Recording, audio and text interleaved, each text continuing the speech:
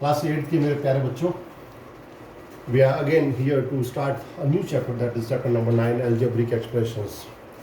पहले मैं आपको ये बता दूं कि ये चैप्टर बहुत इंपॉर्टेंट है क्योंकि हायर मैथमेटिक्स में ये हर जगह काम आता है और ये बिल्कुल फाउंडेशन लेवल से स्टार्ट हो रहा है यहाँ पर क्लास 8 में. तो I request you all to watch this video very seriously and gain whatever I am supplying to you. Chapter की स्टार्टिंग करें तो सबसे पहले अपन टॉपिक लेते हैं एक्सप्रेशन, क्योंकि चैप्टर के नेम में देखिए आप एक्सप्रेशन आ रहा है. एक्सप्रेशन के बाद में अपन जो चर्चा करेंगे वो टर्म्स की, कि टर्म्स क्या होती है. ठीक है, टर्म्स के बाद उसमें फैक्टर्स आएगा कि अपन फैक्टर्स की बात करेंगे और फिर अपन इसी में कोफिशिएंट्स की भी बात करेंगे. ठीक है, ये चार चीज़ें हैं, इन चारों को आप समझिए. मैं एग्जाम्पल के थ्रू आपको एक्सप्लेन कर रहा हूँ. आपने नॉर्मली प्रीवियस क्लासेस के अंदर और इस तरह के एक्सप्रेशन आपने देखे होंगे, जैसे कि ये बोर्ड पे लिखा हुआ है 2x + 3y - 4yz + 7. Dear students, यहाँ पर ये 2x 3y - 4yz एंड 7, इन चारों को बोलते हैं यहाँ पर टर्म्स. क्या बोलते हैं? टर्म्स. तो आपको अगर कहूँ कि ये चार टर्म्स अगर म्यूचुअली ऑपरेट होती हैं किसी भी अलजेब्रिक ऑपरेशन के थ्रू, या तो प्लस या माइनस, तो जो एक सिस्टम क्रिएट होता है, that system is known as expression. यही एक्सप्रेशन है. तो आपको समझ में आ गया? यानी बहुत सारी टर्म्स मिलके एक एक्सप्रेशन बनाती है. अब टर्म्स के अंदर जाए अपन किसी पर्टिकुलर टर्म, जैसे कि ये टर्म है 2x. 2x जो है वो 2 और x का प्रोडक्ट है. ओके, तो 2x टर्म के अंदर 2 एंड x ये दोनों इसके फैक्टर्स होंगे. क्या होंगे? फैक्टर्स होंगे. सिमिलरली मान लो अगर मैं कहूँ आपको कि -4yz, ये आपको एक्सप्रेशन दिया, बताइए इसके फैक्टर्स क्या क्या है. तो आप कहेंगे पहला फैक्टर इसका -4 है, दूसरा इसका y है और तीसरा इसका फैक्टर z है. इसमें 3 फैक्टर्स हैं. ओके, तो बताइए इस टर्म लास्ट टर्म में कितना फैक्टर है? इसमें एक ही फैक्टर है, दैट इज 7 इटसेल्फ. 1 जो है मैथमेटिक्स में वो यूनिवर्सल फैक्टर होता है. क्या होता है? Universal factor. किसी भी एक्सप्रेशन में, किसी भी टर्म में 1 तो मल्टीप्लाई में ऑलवेज रहता ही है और वो दिखता नहीं है, वो हिडन होता है. ओके, तो 3 चीज़ें होगी. सबसे पहले टर्म्स, इस तरह से टर्म्स की लिस्ट. टर्म्स आपस में एक सिस्टम क्रिएट करती है, एक ग्रुप बनाती है, उस ग्रुप को अपन एक्सप्रेशन बोलते हैं. टर्म्स के खुद के अंदर जो भी पार्ट्स हैं वो म्यूचुअली मल्टीप्लाई होकर टर्म बनाते हैं, तो उन हर एक पार्ट को अपन बोलते हैं फैक्टर्स. अब अगला आता है लास्ट कोफिशिएंट. की कोफिशिएंट क्या होता है? ये जो टर्म्स में लिखा हुआ ये जो फैक्टर्स, जो फैक्टर एक डिजिट होता है, एक नंबर होता है, उसको बोलते हैं अपन न्यूमेरिकल कोफिशिएंट या फिर ओनली कोफिशिएंट. कहीं पर अगर आपको न्यूमेरिकल कोफिशिएंट लिखा होता है तब भी आप इसका अर्थ यही समझना, और कहीं पर अगर ओनली कोफिशिएंट लिखा होता है तब भी इसका अर्थ यही समझना कि यहाँ पर जो कोफिशिएंट है वो 2 एंड -4 है. ओके, और जो पीछे जो टर्म्स बचती हैं, एक और मैं ऐड कर लूँ यहाँ पर वेरिएबल्स. वेरिएबल्स वो होते हैं जो कि अननोन क्वांटिटी होती है. जैसे यहाँ देखिए आप x, y, z, अपने में से किसी को नहीं पता है इनकी वैल्यू क्या है, तो इनको अपन वेरिएबल्स बोलते हैं. Okay, clear? ये इस चैप्टर का स्टार्टिंग का नॉलेज है, फंडामेंटल नॉलेज है. चलिए मैं अगला टॉपिक लेता हूँ. जब अपन ने टर्म्स पढ़ ली, जब अपन ने कोफिशिएंट पढ़ लिया, जब अपन ने एक्सप्रेशन क्या होता है ये पढ़ लिया, तो अब अपन पढ़ लेते हैं कि भाई एक्सप्रेशन के टाइप्स कितने होते हैं. तो अगला हेडिंग लेते हैं अपन, टाइप्स ऑफ एन एक्सप्रेशन, कि जो अलजेब्रिक एक्सप्रेशन है उसके कितने टाइप्स का वो हो सकता है. टाइप्स में प्यारे बच्चों सबसे पहले आता है मोनोमियल. ओके, नंबर सेकंड पे आता है बाइनोमियल, और थर्ड नंबर पे आता है ट्राइनोमियल. आप ऐसे याद रखेंगे कि एक लैंग्वेज, ग्रीक लैंग्वेज में ये इस तरह से काउंटिंग होती है, मोनो, बाय, ट्राई. मोनो का मतलब होता है 1, बाय का मतलब होता है 2, ट्राई का मतलब होता है 3, फिर टेट्रा, पेंटा, इस तरह से आगे एक लिस्ट चलती रहती है. अपने ये काम के बेसिकली 3 है. मोनोमियल का मतलब है जिसमें एक हो और एक क्या हो? टर्म हो. बाइनोमियल का मतलब जिसमें दो क्या हो? टर्म्स हो. तीन टर्म्स होती है ट्राइनोमियल में. मान लीजिए मैं एक्सप्रेशन लिखूँ आपको ओनली 2x, तो ये आपके लिए मोनोमियल हुआ. अब आप यहाँ कंफ्यूज मत होना कि सर हमें तो यहाँ पर 2 और x 2 चीज़ें दिख रही है, तो ये बाइनोमियल क्यों नहीं हुआ?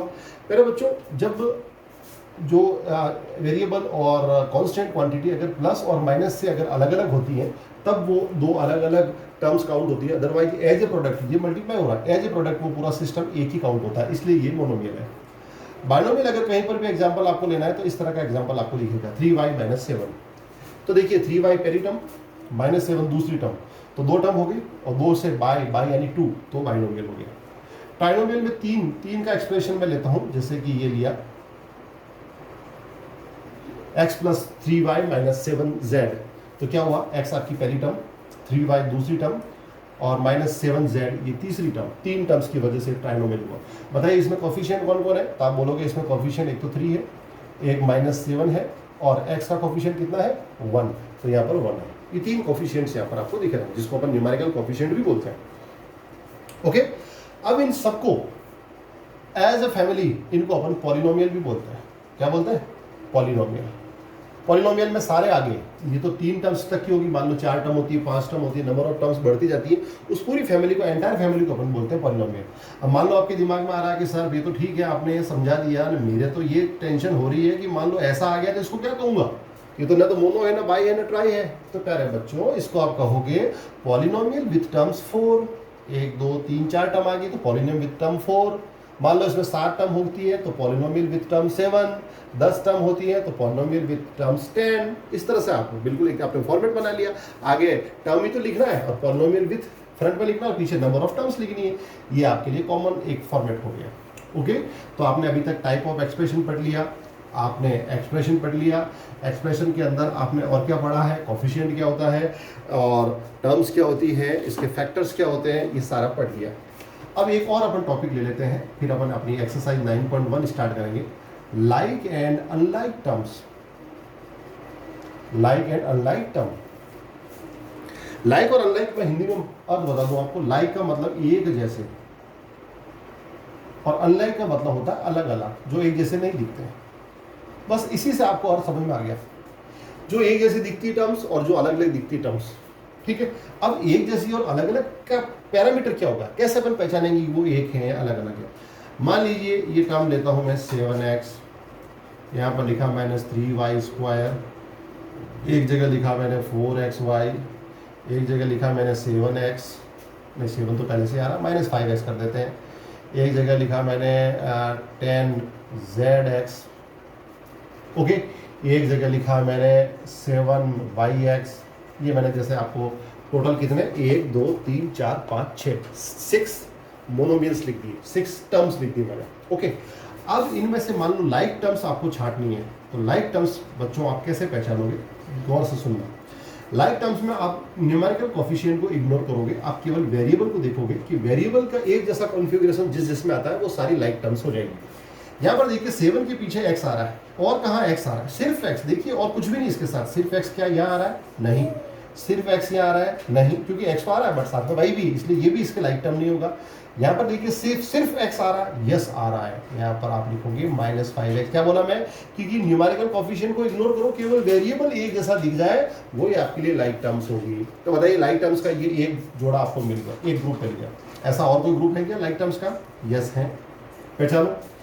आपको एक और ग्रुप मिल रहा है और वो ग्रुप है यहाँ पे देखिए 4xy और दूसरा 7yx। अब आप कंफ्यूज हो गए होंगे कि सर इसमें तो xy है, इसमें yx है। बेटा x और y मल्टीप्लाई हो रहा है, y और x भी मल्टीप्लाई हो रहा है, आगे पीछे मल्टीप्लाई करो तो कोई फर्क आता है क्या। 4 को 3 से लिखो, चाहे 3 को 4 से मल्टीप्लाई करो, दोनों बार आना तो 12 ही है ना, इसलिए ये अलग अलग आगे पीछे भले लिखे हो, एज ए प्रोडक्ट ये एक ही यूनिट है। इसलिए 4xy और 7yx ये भी लाइक टर्म्स का एक जोड़ा हो गया। तो लाइक टर्म्स के आपको 2 पेयर मिल गए। क्या और कोई लाइक टर्म्स का पेयर मिलेगा, आप दिमाग कितना ही लगा लें, अब आपको नहीं मिलेगा। अब अनलाइक टर्म्स का जोड़ा लिखना है। अनलाइक तो जब लाइक टर्म्स को ढूंढने में इतने पापड़ बेले हैं, तो अनलाइक में तो कुछ नहीं करना, जो एक जैसे नहीं दिखते उनको लिख दो, जैसे -3y² और 10zx, ये अनलाइक टर्म्स का जोड़ा है। दोनों के गाय के भैंस के अलग है, वैसे बात है, दोनों एक दूसरे का कोई मतलब ही नहीं है, कनेक्शन ही नहीं इनका। ठीक है, तो ये होगी बच्चों लाइक टर्म्स और अनलाइक टर्म्स को आप कैसे बाइफरकेट कर दें। ये बहुत काम की चीज़ है लाइक और अनलाइक टर्म को पहचानना। जब अपन इस एक्सरसाइज के अंदर जब पॉलिनोमियल यानी जब अलजेब्रिक एक्सप्रेशन के अपन एडिशन और सब्ट्रैक्शन करेंगे तो ये लाइक टर्म्स अपने बहुत बहुत काम की चीज़ है।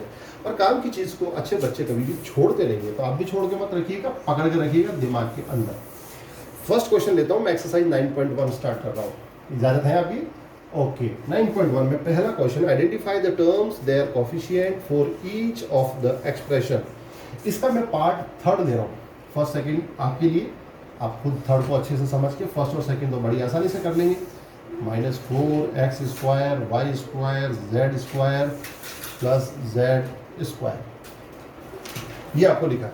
अब इसमें देखिए टर्म आइडेंटिफाई क्या करना है, पहले आपने को आइडेंटिफाई करना है टर्म्स। देखिए इसमें टर्म्स कौन कौन सी है, वीडियो के स्टार्टिंग में भी आप समझ गए। टर्म्स मतलब प्लस माइनस से जो अलग होती है वो सारी टर्म्स है, तो यहाँ से यहाँ तक चले अपन, फिर माइनस दिखाते हैं, पूरी एक टर्म है। तो पहली टर्म आपके लिए होगी 4x स्क्वायर वाई स्क्वायर, फिर लगाइए कॉमा। दूसरी टर्म क्या होगी, माइनस, देखिए माइनस जहाँ पर भी आता है माइनस को जरूर लिखिए। प्लस को क्यों लिखना जरूरी नहीं कि प्लस अंडरस्टूड होता है कि प्लस आगे लिखें या नहीं लिखें, कोई फर्क नहीं पड़ता है, बट माइनस को आगे जरूर लिखें। ये आपकी सेकेंड टर्म हो गई। थर्ड टर्म क्या होगी, प्लस के बाद देखिए जेड स्क्वायर अकेला, तो ये थर्ड टर्म होगी। तो टोटल नंबर ऑफ टर्म्स कितनी मिली आपको यहाँ पर, 3 टर्म्स मिली है। ओके, अगला है देयर कोफिशिएंट। अब इनके अपन कोफिशिएंट भी लिखें, ठीक है, बताइए कोफिशिएंट लिखूँ मैं। कोफिशिएंट में सबसे पहले इस टर्म का कोफिशिएंट क्या दिख रहा है, 4। देखिए वेरिएबल्स के आगे मल्टीप्लाई में डिजिट, न्यूमेरिकल कोफिशिएंट कौन है, 4। इस टर्म का कोफिशिएंट कौन दिख रहा है, -4। इस टर्म का कोफिशिएंट कौन दिख रहा है, कोई नहीं दिखता है तो भगवान जी हैं यहाँ पर। भगवान कौन है मैथ्स में, 1। ये एक यूनिवर्सल फैक्टर है जो हर किसी भी नंबर के प्रोडक्ट में आपको दिखता है या नहीं दिखता है, फिर भी होता है। ओके, अब ये तो गोली समझ में आ गया। चलिए फिफ्थ क्वेश्चन का बताइए। चलिए आपकी रिक्वेस्ट पे फिफ्थ क्वेश्चन भी लेते हैं अपन। x/2 + y/2 - xy, ये अपन ने लिया। ओके, इसमें भी क्या करना है, अपने को टर्म्स आइडेंटिफाई करनी है। तो वापस देखिए अपन जब टर्म्स लिखेंगे तो टर्म्स की लिस्ट में सबसे पहले क्या आ रहा है, x/2, दूसरी टर्म क्या आ रही है, y/2, तीसरी टर्म क्या आ रही है, -xy, क्योंकि प्लस और माइनस के बाइफर्केशन के बाद फर्स्ट, सेकंड और थर्ड 3 टर्म्स यहाँ पर आ गई अपने पास वापस।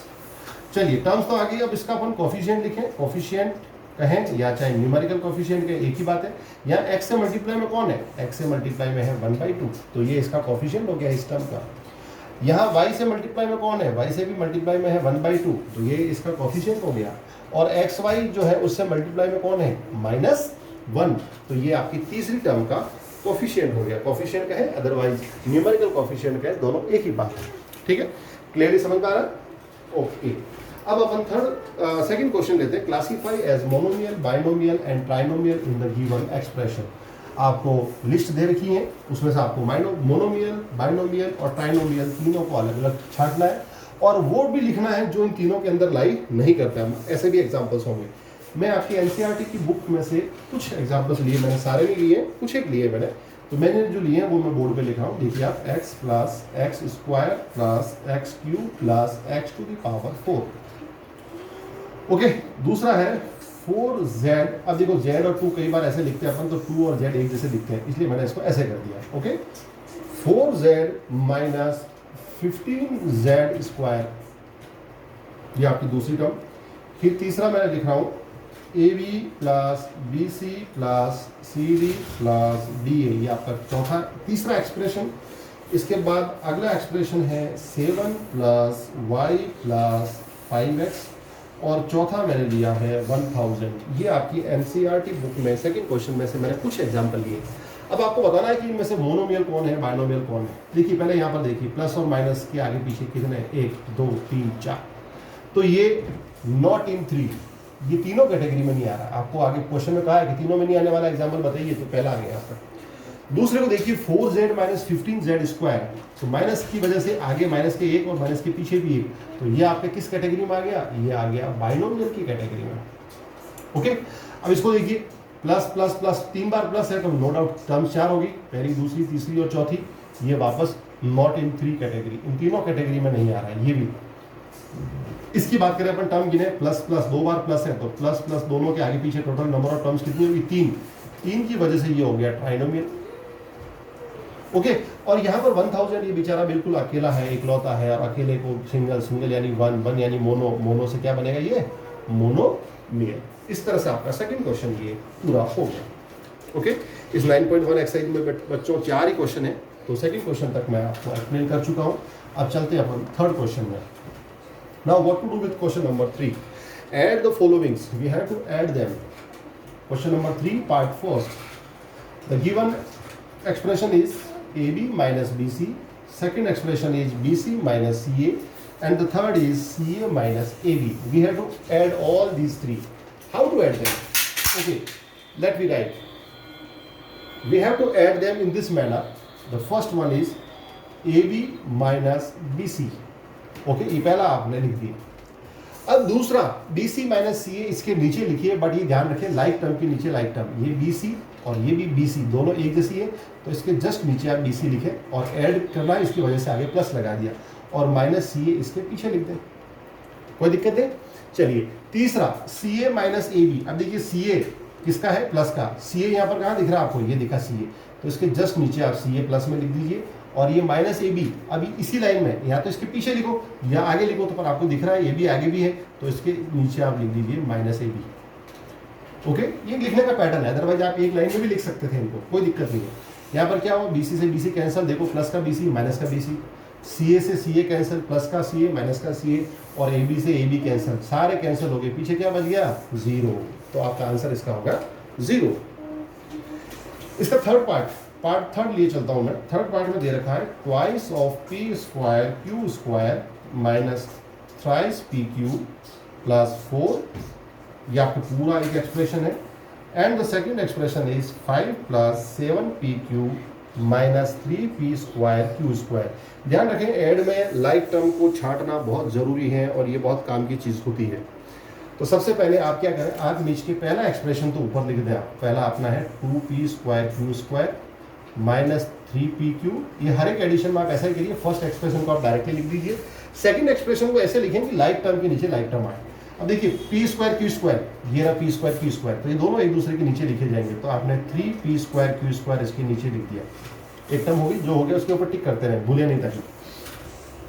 बीच में आ रहा माइनस 3pq और ये रहा बीच में 7pq, तो ये प्लस का 7pq इसके साथ नीचे आ गया, लाइक टर्म एक जैसी होगी. और पीछे 4 प्लस का और आगे देखिए फर्स्ट टर्म 5 प्लस का, तो इन तीनों को आपने एक साथ देखा. क्या है ये? एडिशन, प्लस करना है. चलिए लाइक टर्म में जिस वजह से वो लाइक है उनको पहले लिख दीजिए, पी स्क्वायर क्यू स्क्वायर. यहाँ पर लाइक किसकी वजह से है? पी क्यू की वजह से. अब देखिए यहाँ पर 2 माइनस 3, 2 में से 3 गया तो -1. अब आप -1 में चाहे तो -1 लिखें, 1 नहीं भी लिखें तो डायरेक्ट माइनस ही लगा दें तो भी चलेगा. ओके, अब देखिए 3 माइनस का और 7 प्लस का, तो 7 माइनस 3 कितना होता है? प्लस का 4, दैट इज 4pq. ओके, और last 4 plus 5 how much? It is 9. That's why after addition your answer will be minus p square Q square plus 4pq plus 9.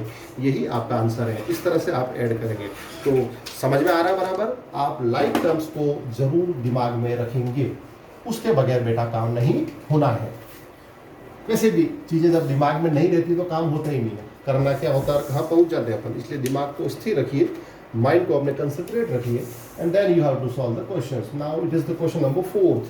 जब प्लस कर लिया तो सब्ट्रैक्शन क्यों छोड़ा है अपन? माइनस भाई साहब नाराज हो जाएंगे, तो अब माइनस वाले भाई साहब को लेते हैं अपन सब्ट्रैक्ट. ओके, फोर्थ का मैं पार्ट ले रहा हूँ. पहले बी फॉर बॉय. अब इसमें दे रखा आपको कि 3xy प्लस यानी 3xy plus 5yz minus 7zx, इसको सपरेट करना है from 5xy minus 2yz minus 2zx and plus 10xyz. Okay, यानी आगे आपको दे रखा है ट्राइनोमियल और फ्रॉम के बाद देखिए पॉलिनोमियल विद टर्म्स 4 दे रखा है. कोई दिक्कत नहीं. अपना काम क्या है? फ्रॉम. अब हिंदी में पढ़े अपन, जैसे हिंदी और इंग्लिश में अपन जब जाते हैं, हिंदी इंग्लिश एक दूसरे को उल्टा चलता है. हिंदी में क्या होता है कि 10 में से 4 घटाइए, तो जिसको घटाना है वो पीछे होता है, जिसमें से घटाना वो आगे होता है. 10 में से 4 तो 10 - 4 लिख दिया. हिंदी अपनी बहुत अच्छी भाषा है, बट अंग्रेजी है, बच्चों को गफलत होती है इसमें. इसमें कह रहा है सब्ट्रैक्ट दिस फ्रॉम दिस, तो जो पीछे लिखा होता है उसको पहले लिखना होता है इसमें, कि इसको तो घटाना है बट इसमें से घटाना है, तो ये पहले लिखेंगे अपन. तो ये ध्यान रखना है आपको सब्ट्रैक्ट वाले केस में. तो पहले अपन लिखेंगे 5xy फ्रॉम के बाद वाली टर्म, और बाद वाला पूरा पॉलिनोमियल में लिख रहा हूँ minus 2zx and plus 10xyz. Okay, अब माइनस लगाना है. माइनस अपन बाद में लगाएंगे. माइनस का आपको पैटर्न पता है, ये साइन चेंज होता है कि माइनस के बाद जो भी चीज़ आती है सबके साइन चेंज होते हैं. बट पहले अपन लाइक टर्म के नीचे लाइक टर्म लिखते हैं. ये देखिए प्लस 3xy, तो इस 5 के नीचे लिख दिया मैंने प्लस 3xy, एक टर्म हो गई. फिर ये वाई जेड, और कहीं वाई जेड आ रहा है क्या? ये रहा वाई जेड आ रहा है, तो ये लिखा आपने +5YZ।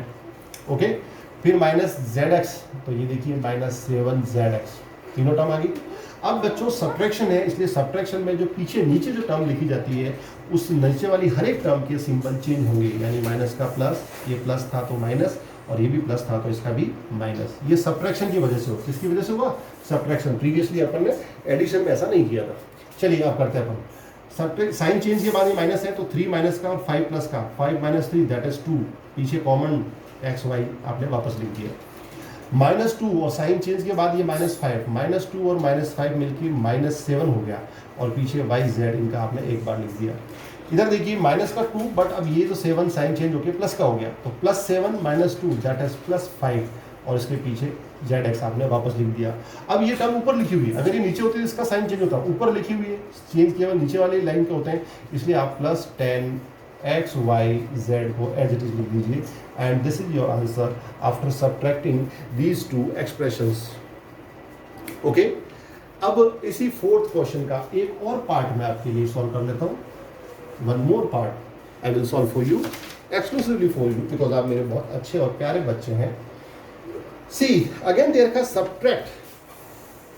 ओके, अभी भी अपन सब्ट्रैक्ट करेंगे। Subtract 4p² -3pq + 5pq² -8p + 7q -10। अरे भाई, इसने तो अपना सारा पानी निकाल लिया, पसीने पसीने कर दिए। इतने सारे टर्म्स, कोई बात नहीं, 1 2 3 4 5 6 polynomial with 6 terms. Okay, from अब जो पॉलिनोमियल लेंगे अपन 18 - 3p - 11q + 5pq - 2pq² + 5p²q। ध्यान रखें बेटा, बहुत बड़ा मेला है, कोई टर्म पीछे छूट नहीं जाए, जैसे बच्चे घूम जाते वैसे घूम नहीं जाए, इसलिए काउंटिंग करके लिखना। 1 2 3 4 5 6, 1 2 3 4 5 6, 6 टर्म्स है भाई। फ्रॉम के बाद वाली बात जैसे प्रीवियस क्वेश्चन में किया है, फ्रॉम के बाद वाला पहले लिखेंगे। पहले आप फ्री, आप कैसे भी लिखें। मान लीजिए मैंने लिखा 18 - 3p - 11q + 5pq - 2pq² + 5p²q। ये मैंने फ्रॉम के बाद वाली लाइन को सीधा लिख दिया। अब इसमें इसमें से घटना किसको है? ऊपर वाली लाइन को। अब इसमें जो भी एक्सप्रेशन में टर्म आ रही है, लाइक टर्म के नीचे लाइक टर्म। सबसे पहले मैं 4p² को लेता हूँ, ये यहाँ लिखा जाएगा प्लस का 4p²। प्लस क्यों लगाया? क्योंकि इसके आगे सिंबल कुछ भी नहीं है तो प्लस से अंडरस्टूड है। अब -3pq, देखिए 3pq का आएगा, pq है कहीं? ओ, लफड़ा कर दिया इसने तो, pq है ही नहीं है। आपका गुरु जी अब क्या करें भाई, जो चीज़ नहीं है तो वो किसी के नीचे नहीं आएगी, तो वो साइड में आएगी, तो -3pq आप पीछे लिख दें, कोई टेंशन की बात नहीं, जो हो गया उसको अंडरलाइन करते रहे। + 5pq², ये रहा pq², तो ये प्लस का 5pq² इसके नीचे आएगा, ये भी हो गया अपना, चलो इसका काम भी हो गया। -8p, ये रहा बेटा p, तो ये -8p यहाँ लिखेंगे आप, ये इसका भी काम हो गया। फिर 7q, ये रहा आपका -11, इसके नीचे 7q, इसका भी काम हो गया, चलो टिक करो इसको भी। और लास्ट में -10, यानी कांस्टेंट नंबर आगे 18 था, 18 के नीचे आप लिख देंगे -10। ओके, अब आपको पता है क्या करना है, सब्ट्रैक्शन है तो सबके सिंबल चेंज। सेकंड लाइन के माइनस का प्लस, इस माइनस का भी प्लस, ये प्लस का क्या बन गया माइनस, इस प्लस का बन गया माइनस, प्लस का बन गया माइनस, और इस माइनस का बन गया प्लस। ओके, अब आप सबसे पहले ये देखिए 18 प्लस का था, सिंबल आगे कुछ नहीं इसलिए प्लस है। 10 भी अब साइन चेंज के बाद प्लस हो गया, तो 18 + 10 दैट इज 28, इसका काम फिनिश। -3 और 8 प्लस का 8 - 3 दैट इज प्लस का 5, तो +5p, इसका काम भी फिनिश। -11 एंड -7 दिस इज -18, ये -18q। अब आप आगे चाहें तो इस टर्म को pq, ओके अपन गलती कर गए, पकड़ में आ गई। हाँ, ये pq अपने को वहाँ नहीं लिखना था। चलिए, ऐसा हो जाता कई बार, जैसा मेरे साथ हुआ है आपके साथ भी जरूर होगा, हो जाता है। वो इंसान ही क्या जो गलती ना करें, भगवान बन जाएंगे, भगवान बनना नहीं अपने को। चलिए कोई बात नहीं, रिपेयर होगी, गलती वैसे पकड़ में आ जाती। अब अपने पीछे लिख आगे लिख दिया, अब क्या pq सेम हो गए। चलिए pq का इलाज करें, कितना आएगा ये, प्लस का 8 pq हो गया, क्योंकि -3 प्लस का 3 हो गया।